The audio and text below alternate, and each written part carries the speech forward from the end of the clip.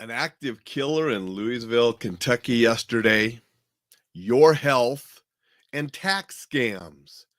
Those are the few things I'm going to talk about today in Coffee with Alain as I try to be positive in a space that's often filled with negativity. Before I get to those, I wanted to share a quote. Quote is from Walt Disney, and it's about Disneyland. You can dream, create, design, and build the most wonderful place in the world, but it requires people to make the dream a reality.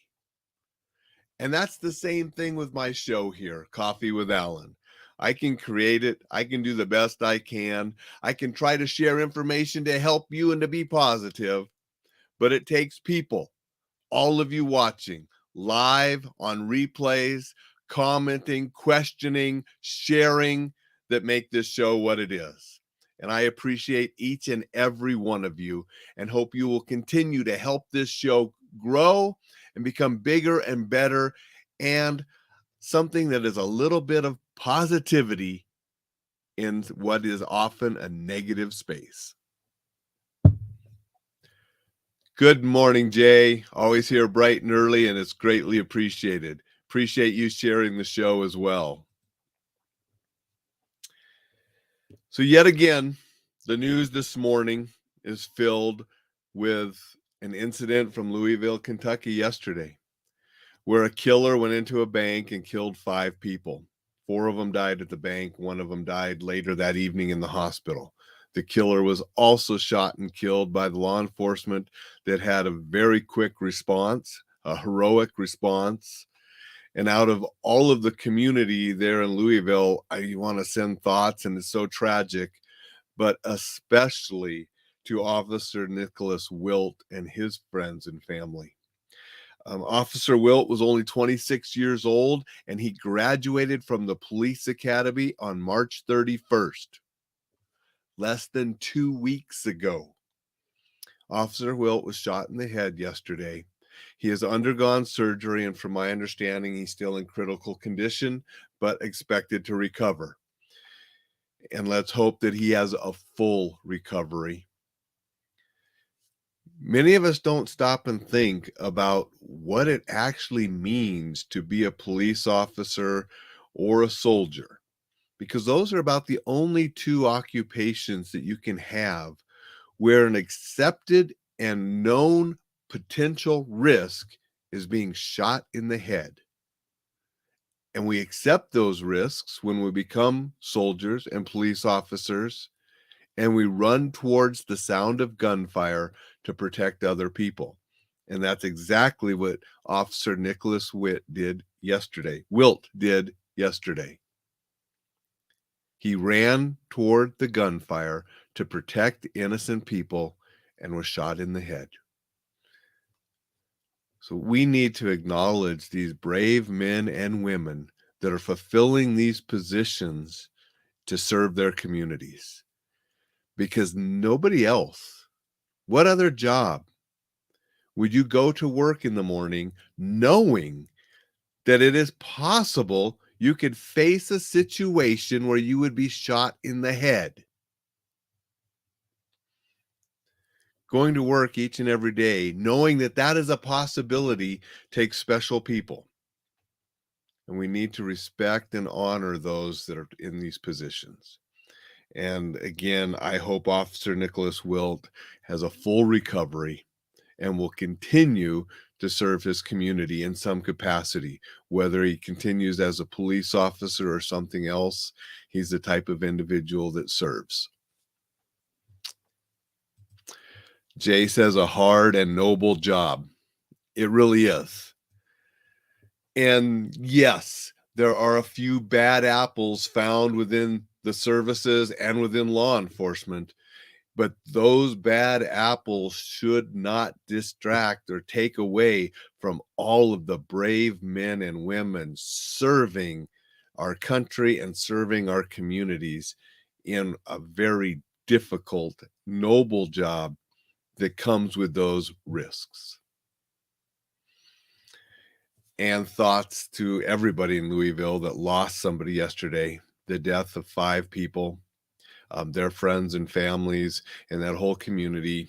Just like every one of these incidents does, it shatters and has that ripple effect throughout everywhere. And hopefully that they can all get through this situation and find peace afterwards. But it's going to take some time.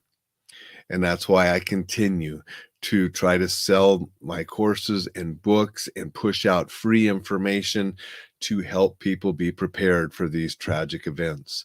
And a lot of what I teach, and there are chapters in the book to try to prevent these, because first and foremost, if we can prevent these and save every life, that's number one. And well, I'll just continue to keep doing what I can do. And I hate that I have to sort of stay on top of what's going on because it's part of what I do.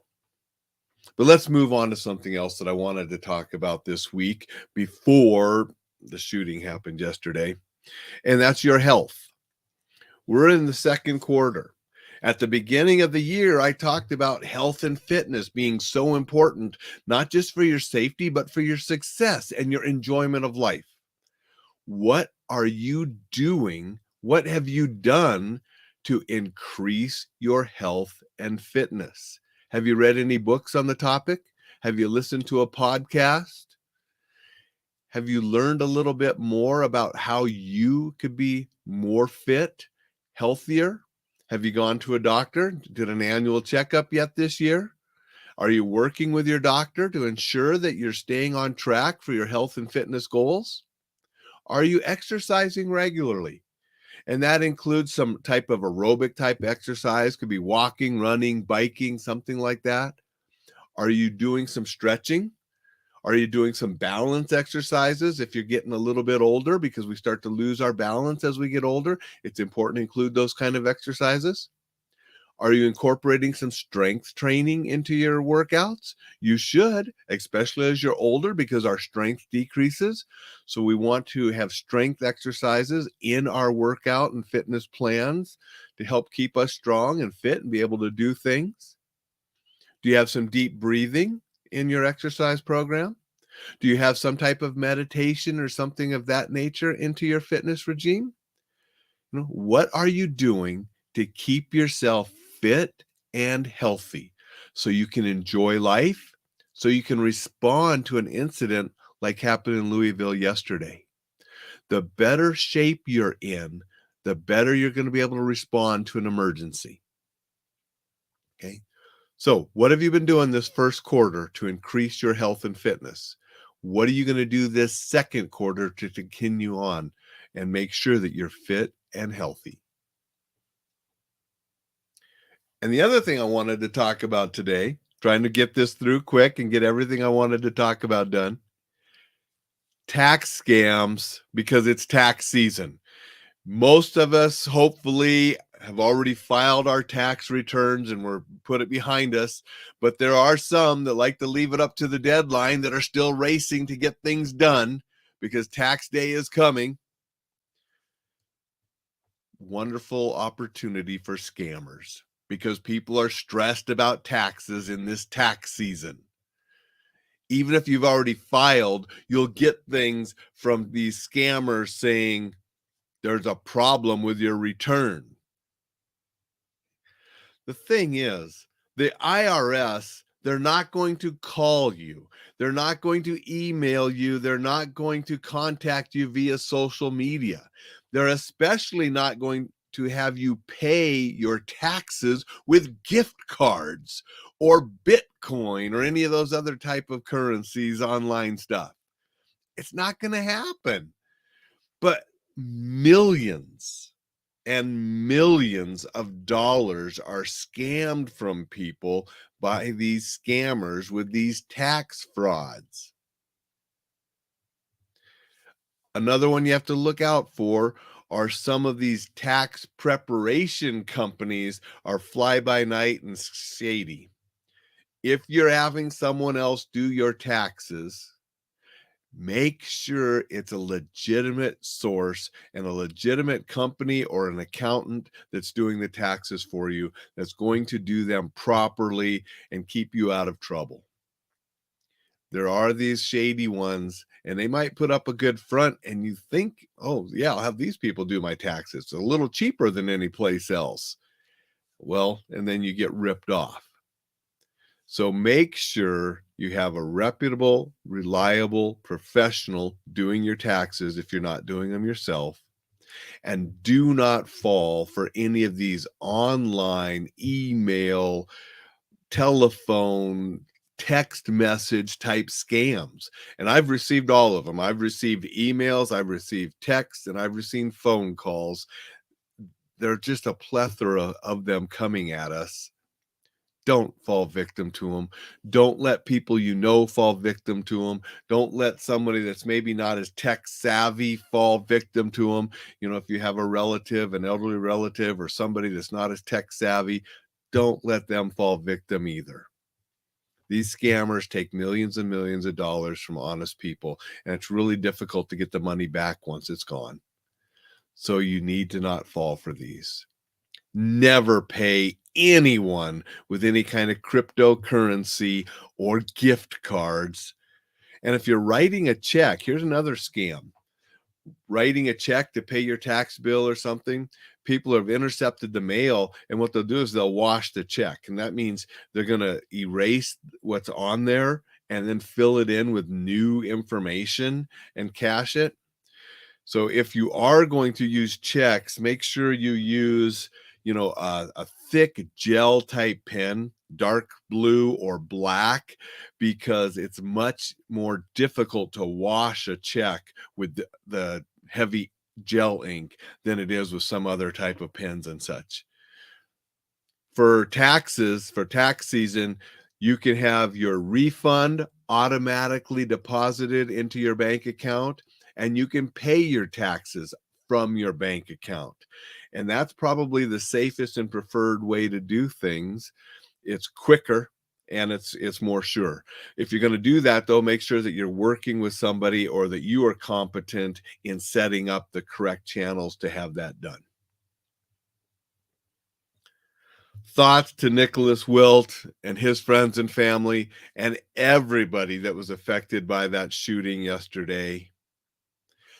Be healthy, be positive, take some action steps to improve your health and fitness.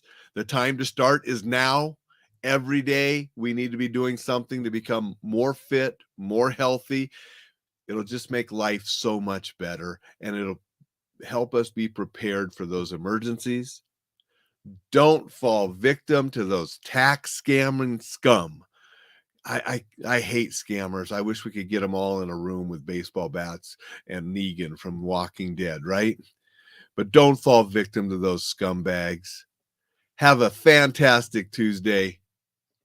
Be positive.